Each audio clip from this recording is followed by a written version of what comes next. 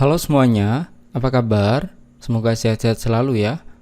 Berjumpa lagi dengan saya M. Nurhoik dari Yuk Coding Media. Oh ya teman-teman, mohon maaf kalau akhir-akhir ini saya kurang update tutorial ya. Karena kebetulan saya sedang melanjutkan studi, jadi agak terbagi fokusnya, hehe. Nah, pada kesempatan kali ini saya akan mendemokan sebuah aplikasi yang berhubungan dengan dunia akademik, yaitu tentang prediksi atau peramalan atau forecasting, sama saja istilahnya, yang biasanya masuk ke dalam rumpun data mining atau data science.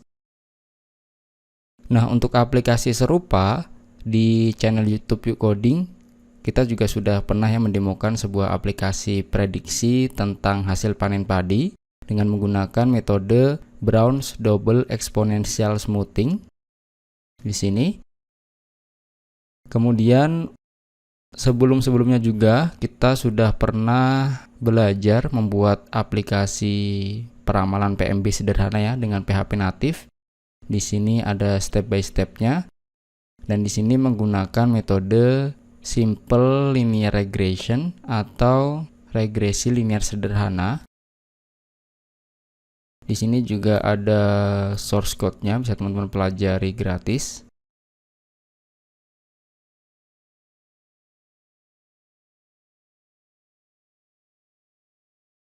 Nah, pada video kali ini saya akan mendemokan sebuah aplikasi web bernama Fire Predict atau prediksi kebakaran hutan dengan metode Multiple Linear Regression atau MLR atau bahasa Indonesianya regresi linear berganda. Ini adalah salah satu tugas data science ya di semester awal pasca informatika.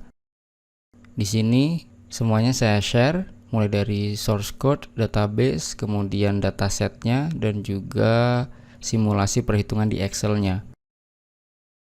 Saya share public buat jadi referensi, siapa tahu ada teman-teman yang pengen tahu bagaimana sih cara menghitungnya dan juga implementasi ke dalam script web gitu ya. Nah, jangan lupa teman-teman kasih star ya, kasih bintang di reponya, kemudian boleh juga di fork dan juga follow akun GitHub saya. Terima kasih.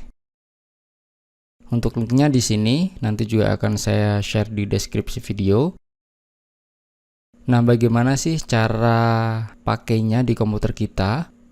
Sebelum kita pakai, ada aplikasi yang harus kita install di komputer kita. Yang pertama adalah web server, biasanya juga sudah include dengan database ya, database MySQL. Web servernya Apache atau Nginx. Nah, biasanya kita pakai web server bundle dengan database, seperti contoh boleh teman-teman pakai SAM atau kalau di Windows Laragon dan lain sebagainya. Itu aplikasi pertama, web server. Yang kedua, teman-teman perlu install yang namanya text editor. Ya, siapa tahu teman-teman mau lihat source code-nya atau mau edit-edit ya. Saya akan menggunakan Visual Studio Code. Kemudian yang ketiga yang perlu diinstal adalah web browser. Pastinya sudah ada di komputer teman-teman. Saya akan menggunakan Google Chrome. Nah, setelah aplikasi 3 tersebut sudah ada, untuk installnya di sini ada 2 cara.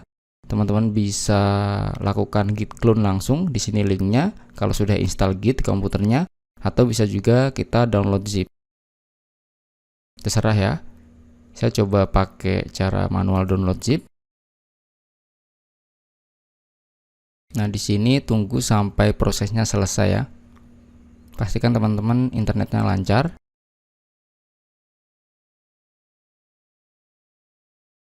Nah, ini sudah selesai.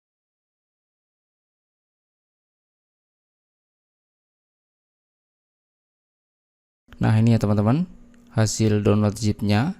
Kalau kita download zip berarti perlu diekstrak dulu. Kalau teman-teman git clone berarti langsung git clone aja di directory project teman-teman, langsung bisa dipakai.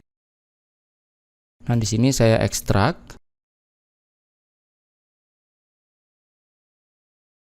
Saya juga sudah aktifkan web servernya ya. Saya menggunakan Laragon. Di sini bisa teman-teman rename, terserah sih, mau Fire Predict saja atau cuma dihilangkan mainnya saja, di sini juga boleh. Kemudian teman-teman cut saja hasil ekstraknya ke directory project teman-teman. Kalau di sum itu biasanya c/sum/htdocs. Kemudian kalau di Laragon tuh biasanya di c/laragon www ya, atau bisa di custom juga. Nah, kalau saya direktori project webnya ada di sini, maka saya pastekan di sini.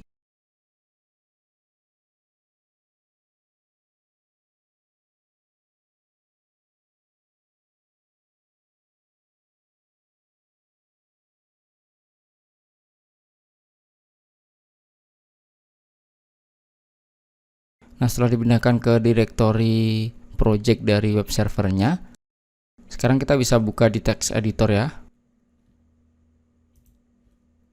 Bisa dijalankan di terminal juga, kode titik. Nah, kita bisa buka projectnya di VS Code. Ada banyak cara.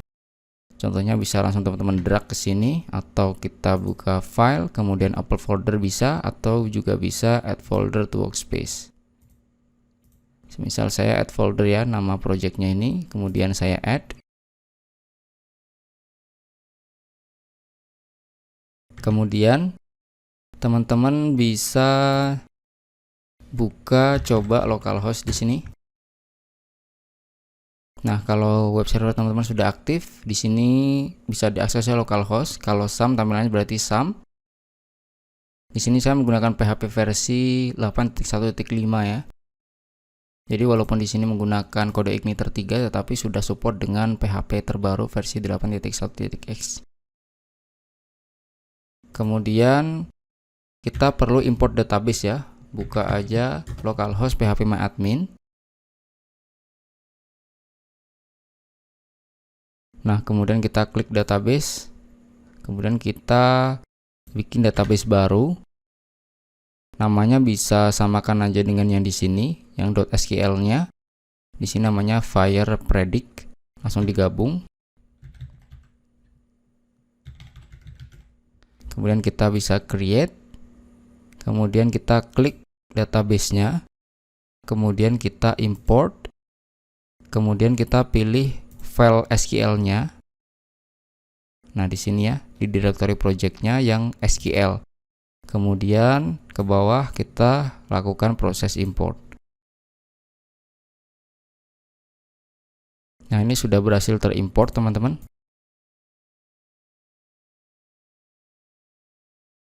Di sini ada dua user, passwordnya sama dengan username-nya ya. Di sini menggunakan enkripsi SSH1. Oke, kemudian untuk setting koneksi database MySQL-nya ya, ada di application, config, kemudian database. Di sini nama database-nya sudah sesuai dengan kita buat. Kemudian di sini username-nya biasanya di lokal itu root. Kemudian kalau semisal teman-teman web servernya ada passwordnya, silahkan masukkan di sini ya. Saya kebetulan tidak ada, berarti tidak perlu ada yang disetting. Kemudian kita tinggal buka saja localhost / nama projectnya, yaitu fire-predict-mlr.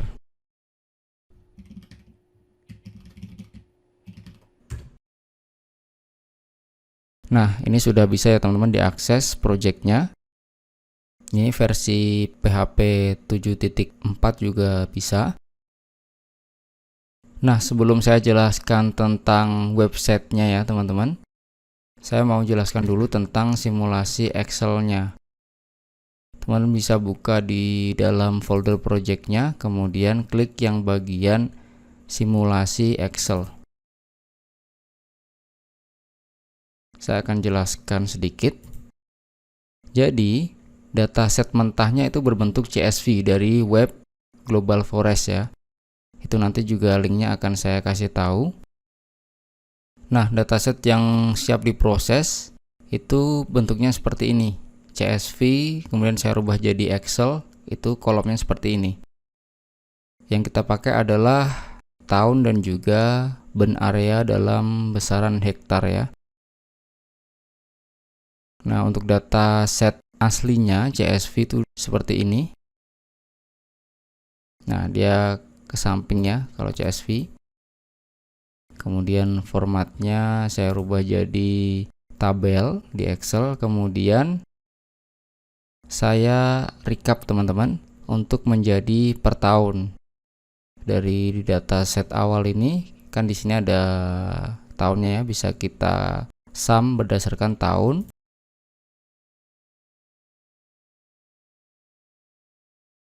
Kemudian kita rekap di sini jumlahnya ada berapa sebagai X1, kemudian jumlah alertnya juga sebagai X2, dan luasan yang terbakar itu sebagai Y. Kemudian periodenya urut. Kemudian untuk mencari ini hanya dikalikan aja X1Y, X2 kali Y, seterusnya. Kemudian dipangkatkan. Detailnya ada ya, setiap kolomnya diklik, ini kemana-kemana begitu. Kemudian ini grafik sederhana dari burn areanya per tahun. Kemudian perbedaan dari MLR atau multiple linear regression dengan simple linear regression itu di rumusnya ya teman-teman. Silakan teman-teman pahami lebih dalam kalau mungkin belum paham. Kemudian setelah kita hitung totalnya, kemudian rata-ratanya, di sini ada N18. Kemudian kita hitung berdasarkan determinan. Di sini ada juga rumus-rumusnya.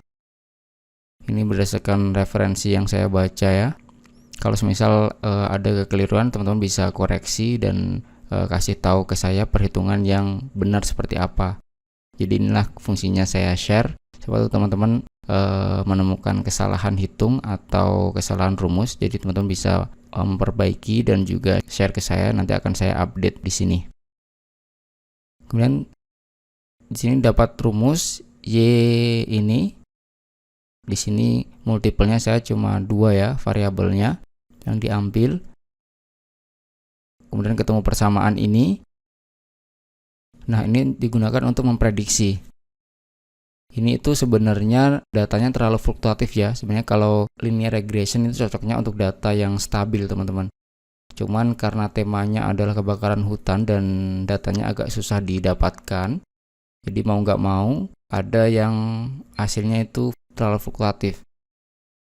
Nah, nantinya yang saya implementasikan di web itu ada beberapa yang dilakukan optimasi dengan menghapus yang di atas 100%. Di sini ada 2 hasil yang di atas 100% ini akan saya hapus, sehingga akan mengurangi error rate-nya teman-teman. Di sini untuk penghitung error rate dan segala macam juga ada rumusnya. Dan di sini untuk pengujian atau evaluasi menggunakan MAD, MSE dan juga MAP-nya. Kalau total hasil akhirnya di sini masih 53% ya, sedangkan kalau di web itu cuma 36%. Karena kita menghapus data yang ada 100%-nya ke atas. Seperti itu sih. Ini karena tugas biasa, jadi mungkin belum begitu optimal untuk hasilnya, tetapi masih bisa dikembangkan. Di sini yang saya tekankan adalah bagaimana sih cara menghitung manual dan juga implementasi ke web, bukan masalah data dan hasilnya ya teman-teman. Dan enaknya ketika kita implementasikan di web adalah datanya ini lebih fleksibel teman-teman. Kenapa seperti itu? Karena ketika di manualnya semisal kita mau hapus data tahunnya, semisal kita mau hapus data tahun begitu, 1 atau 2 atau berapa, maka di sini N-nya akan berubah dan semua harusnya berubah juga kehitungan ke bawahnya ya. Nah, ini kalau kita manual seperti ini nggak bisa. Kalau misal teman-teman hapus 1 begini, di sini N-nya masih sama. Kemudian rumus-rumus ke bawahnya juga masih sama ya. Nggak bisa menyesuaikan. Jadi harus dihitung lagi satu-satu begitu. Sedangkan kalau kita menggunakan web ini akan otomatis. Makanya nanti di sini kalau login sebagai admin ini bisa dihapus datanya, kemudian bisa ditambahkan segala macam. Nah, ini adalah tampilan sebagai halaman visitor. Dia cuma bisa melihat data-datanya saja. Di sini walaupun ada add, tetapi sudah saya kasih validasi. Jika dia belum login, maka diarahkan ke halaman login.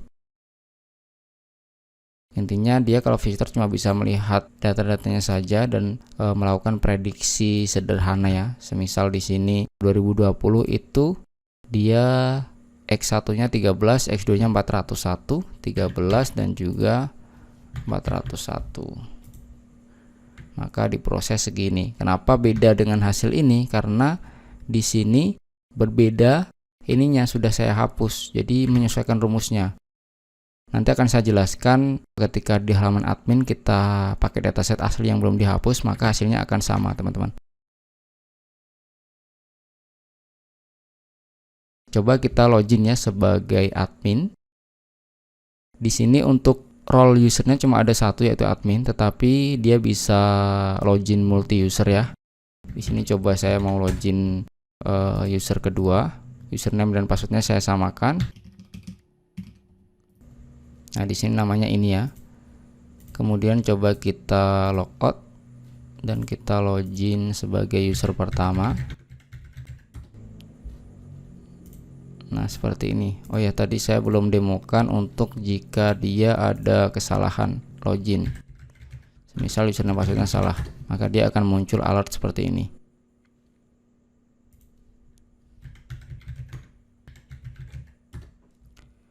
Nah, ini halaman dashboardnya sama, dia merekap data jumlahnya. Kemudian di dataset di sini muncul ini ya teman-teman, button yang lain, dan di add juga bisa dia. Nah, add-nya ini adalah tambah manual, jadi kita menambahkan data manual di sini. Jadi alert jadinya ini berapa, alert week-nya berapa, kemudian beranda-nya berapa, seperti itu. Kemudian bisa juga diedit. Kemudian bisa dihapus semua record di sini, ada 186 bisa dihapus, juga bisa diimport CSV-nya, hasil download dari dataset asli yang ini. Untuk datasetnya saya dapatkan dari sini, webnya globalforestwatch.org, bagian dashboard, kemudian fires. Kemudian kita coba pilih negaranya dulu, Indonesia. Di sini agak lemot webnya karena dia load banyak data ya, hampir semua negara di dunia. Kemudian kita pilih regionnya. Kebetulan saya ambil yang Jawa Tengah. Teman-teman bisa coba aja pakai yang di region lain ya. Nah, seperti ini. Kemudian yang saya pakai adalah data yang kumulatif burn area ini. Ini bisa di-download seperti itu. Nanti di dalamnya ada banyak CSV dan saya pakai adalah CSV yang modis burn area hektar ini.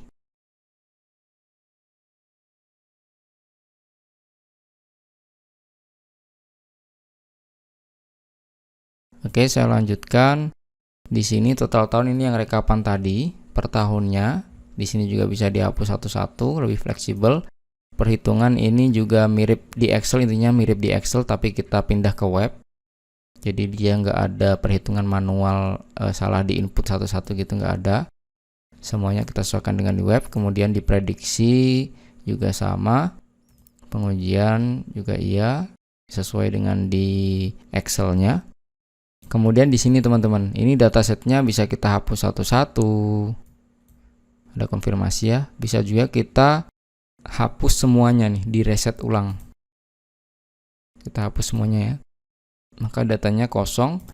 Di sini pun semuanya kosong sih. Nggak ada error ya. Kita bisa add satu-satu atau kita bisa langsung import file CSV-nya. Nah, di sini ya, yang CSV ini.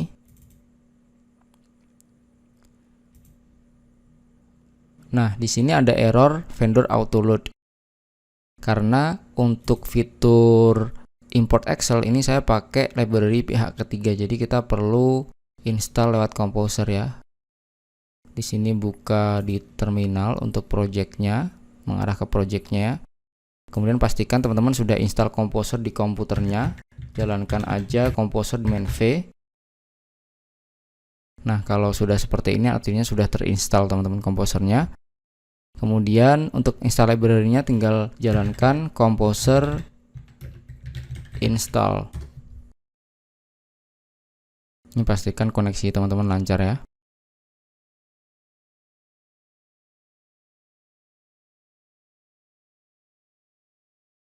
Nah, kalau sudah berhenti begini sudah selesai. Di sini ada tambahan vendor. Coba kita ulangi lagi ya. Refresh, kemudian kita masukkan yang CSV-nya, kemudian kita submit. Nah, di sini data berhasil diimport ya teman-teman. Aslinya dia ada 222 data. Kita cek dengan hitungan di Excel, ini dipakai data yang asli.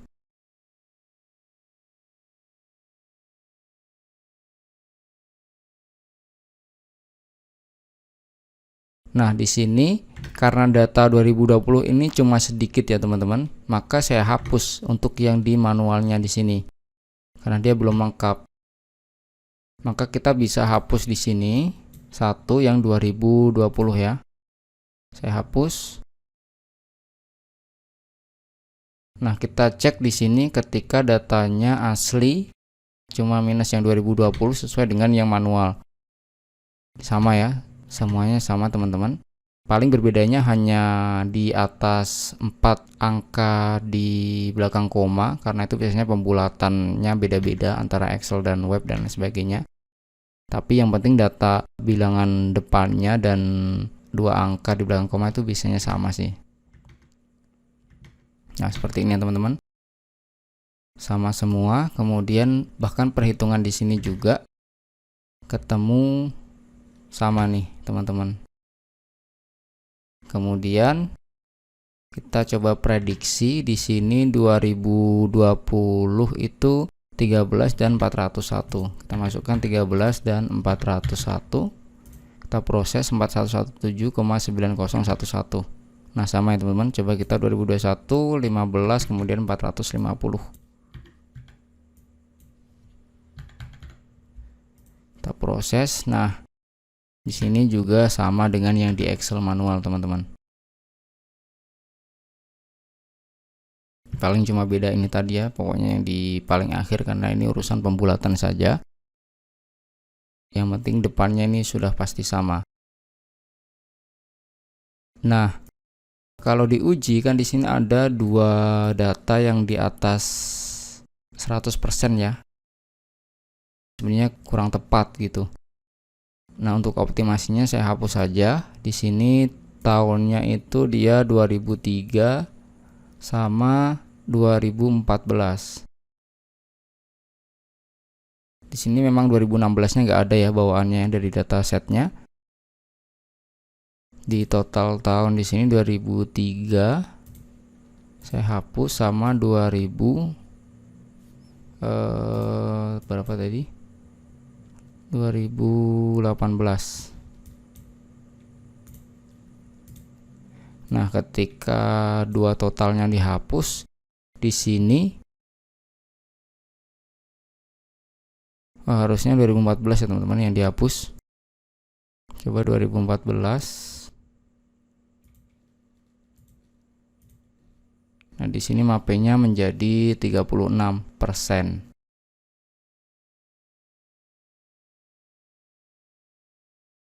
Kalau yang data aslinya, ini coba kita import ulang tanpa menghapus database biar langsung bisa diimport ulang.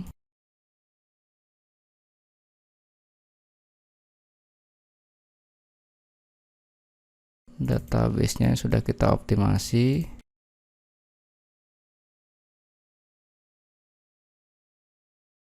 Nah, di sini ya teman-teman. Memang seperti ini datanya. Yang dihapus berarti 2003.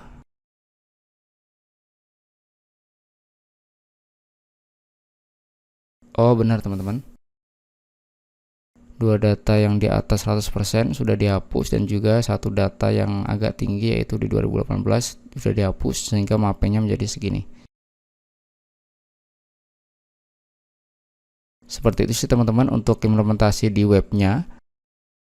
Untuk hasilnya mungkin masih bisa diperbaiki sesuai dengan dataset yang bagus ya, tentunya yang tidak terlalu fluktuatif. Tetapi untuk implementasinya teman-teman bisa pelajari di script ini bagaimana sih kita menghitung manual kemudian diimplementasikan ke dalam script. Di sini ada semua. Intinya biasanya menggunakan array kemudian looping dan lain sebagainya. Seperti itu. Oke, saya rasa cukup jelas ya. Nanti jika ada diskusi silahkan tinggalkan di kolom komentar saja.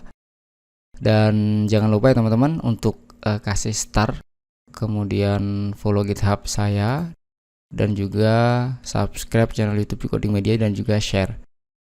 Terima kasih banyak, kurang lebihnya mohon maaf. Sampai berjumpa di video menarik selanjutnya. Happy learning!